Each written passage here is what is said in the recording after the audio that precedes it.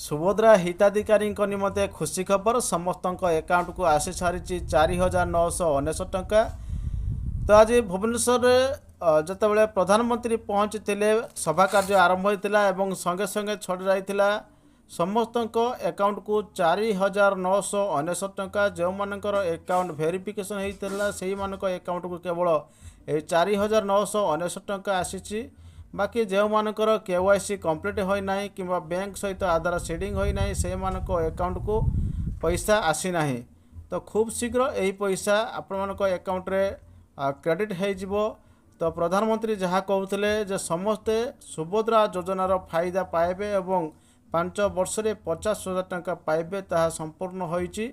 आज जितेबाला भुवनेश्वर प्रधानमंत्री पहुँचते और मंच उपरे पहुँचु समस्त अकाउंट रे पहुँचला 4,919 टंका। तो जो मैंने पाई ना निजर अकाउंट को जांच कर नियंतु एवं बैंक सहित आधार सीडिंग कर नियंतु। खूब शीघ्र आपण मैंने पाइबे 5,000 टंका पाइबे।